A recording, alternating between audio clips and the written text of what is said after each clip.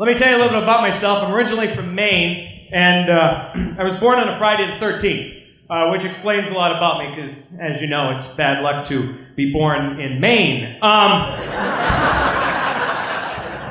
I saw a headline in the Globe the other day, said, Maine has the worst unemployment. I'm thinking, well, no kidding, that's why they call it vacation land.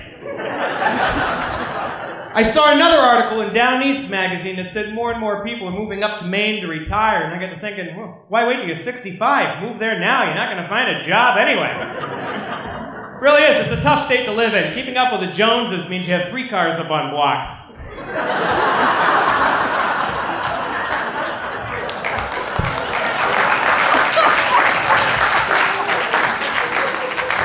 Only in the state of Maine would you look out your kitchen window and say, geez, Martha, look! Jimmy just got his truck registered. Must be nice to have money. You know what a Maine yuppie has that other Mainers don't have? An inspection sticker. That's funny, I don't care what you think. But it's true, it's a tough state to live in, there's a lot of unemployment. And some of the jobs that are available in Maine are just awful. I mean, half the reason unemployment is so high in northern Maine is that nobody wants the jobs that are available. And, you know, you pick up the weekend edition of the Bangor Daily News, you'll see jobs that you wouldn't wish on your worst enemy. You know, you'll see things like help wanted. Are you looking for a new challenge? Seeking new opportunities, perhaps? We're looking for a few hard-working individuals for the removal of lead paint and asbestos from Maine Yankee nuclear power plants. Must be able to work weekends. Long hours, low wages, no benefits. Apply today. And the locals up there are sitting around reading the paper going, man, I need a job, but geez, I don't want to work weekends. That's when NASCAR's on.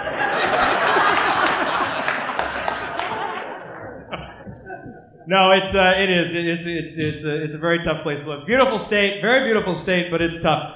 You know, and when you live in northern New Hampshire, northern Maine, you know, you got to make some tough choices every now and then. Like mud season. You know, everybody's out of work in mud season. You know, nobody's doing anything. And the locals up in northern Maine, you know, when I was growing up, they stand around going, oh my God, what am I going to do? I haven't worked in 5 weeks. The mortgage is late. The phone bill's late. The cable bill's late. I need beer money. I could collect unemployment and live off the taxpayers, but then I wouldn't be able to face myself in the mirror. Or I could work at Ames. I guess I'll go down to the unemployment office. I don't think anybody in northern Maine looks in the mirror, to be honest with you. Man, if they did, there's no way they'd show up at Walmart on a Sunday morning in sweatpants and a Marlboro shirt thinking, I look good today. That's formal wear where I'm from. You can go to weddings in sweatpants. Oh, God. I don't know. My mother still lives in Maine. She lives in Greenville, Maine. If you're driving, Greenville's about 4.5 days north of here. If you haven't been to Greenville, picture Sandwich with a crime problem. Greenville, Maine's the only place I've ever seen where it's cool to take your girlfriend parking in a clear cut. In her skidder.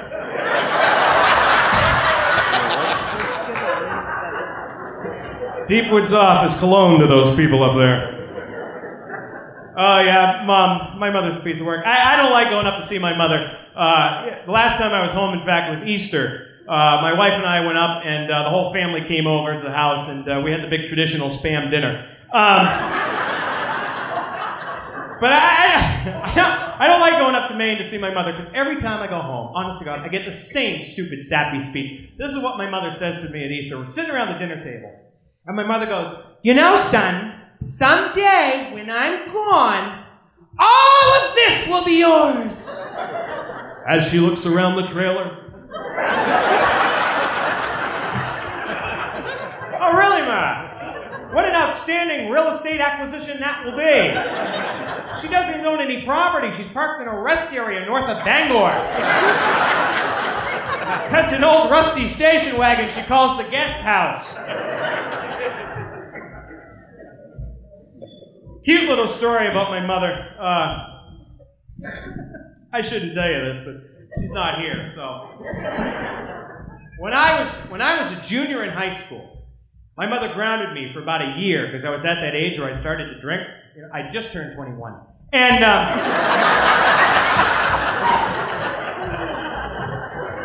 you know, you'd be amazed how many times I do that joke in Maine and nobody gets it.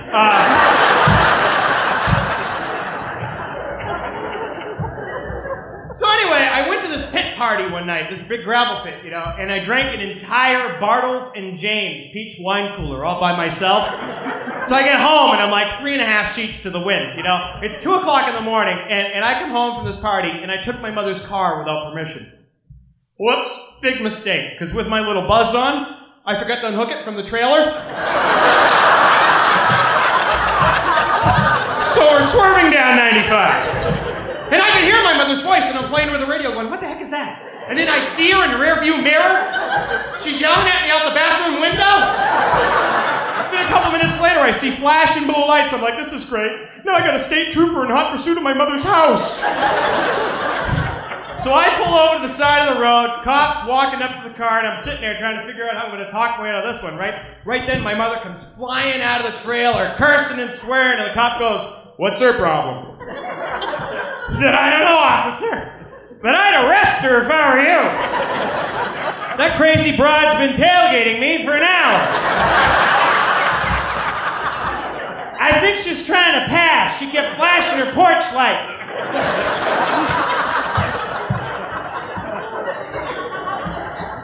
I wish I was making this stuff up.